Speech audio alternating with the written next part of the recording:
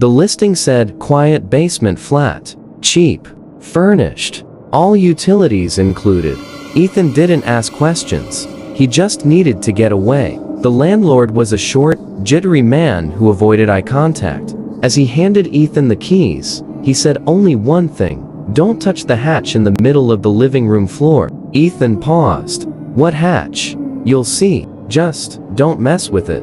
The apartment was colder than it should have been. The air smelled of damp wood and rust. There was no natural light, just a single flickering bulb in the center of the ceiling. And there it was. The hatch. A square outline in the wooden floor, sealed shut with metal bolts and thick black paint. It looked older than the house itself. He tried not to think about it, but that night, as he lay in bed with only the hum of the fridge and the groan of old pipes for company, he heard it. A voice, faint, barely audible, coming from beneath the floorboards. At first, Ethan thought it was a dream. The voice was so quiet, it almost blended with the sound of his own breathing. But by the third night, he was sure it was real. A soft whisper, slow, calm, deliberate. It said his name, over and over again. Ethan. He crept out of bed and stood above the hatch, barefoot, heart pounding. Who's down there? He called. No answer, but the whisper returned the next night.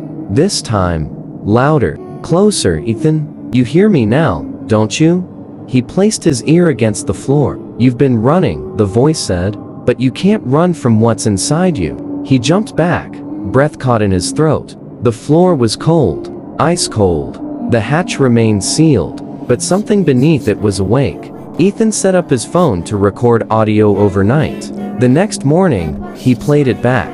Static, pops, silence, no voice, but he knew what he'd heard. He started keeping a journal, writing down everything the voice said, and it was getting personal. It knew about his mother, her illness. It knew about Ben, his brother. It knew about the last night they spoke, the fight, the things Ethan said. It even knew about the moment Ben's car crashed, the exact time, the sound of metal on metal. The voice described it in detail. You left him alone, it whispered one night.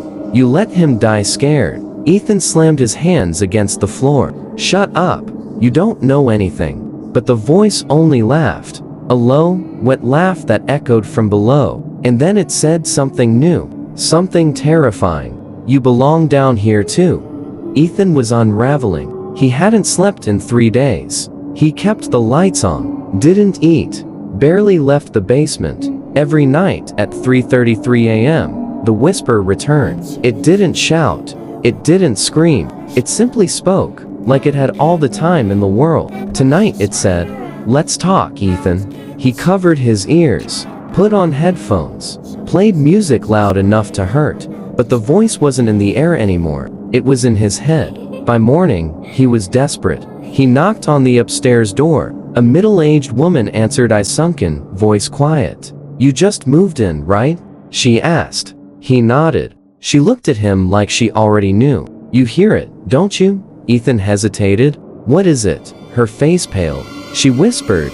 It talks to some of us. Not all, just the broken ones. Then, more urgently, don't talk back. That's how it begins. The ones who speak to it, none of them stay long. Ethan swallowed hard. What happens to them? She just shut the door. No answer. That night, the voice returned, calm as ever. I missed you last night. And for the first time, Ethan whispered back. What do you want from me? The moment he spoke, everything changed. The air in the room shifted. It felt denser. The lights dimmed. The voice smiled through the cracks in his mind. Finally, it said, you're ready to listen. Ethan backed away from the hatch, but he couldn't stop hearing it now. It was in the walls, the floor, the mirrors. You're not like them, it cooed. You know pain, regret, guilt. You carry it like a coat. Ethan dropped to his knees. Just tell me what you want. The voice paused. Then, a trade. Ethan's hands trembled. For what? Peace, it said. Freedom. Understanding. Let me in, just a little. What does that mean?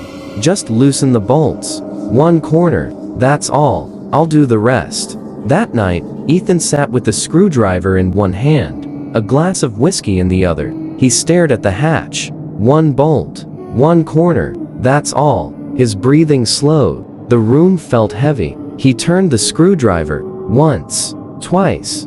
Click. The bolt came loose. The wood beneath it hissed like it was exhaling, and from below the voice whispered, "Thank you."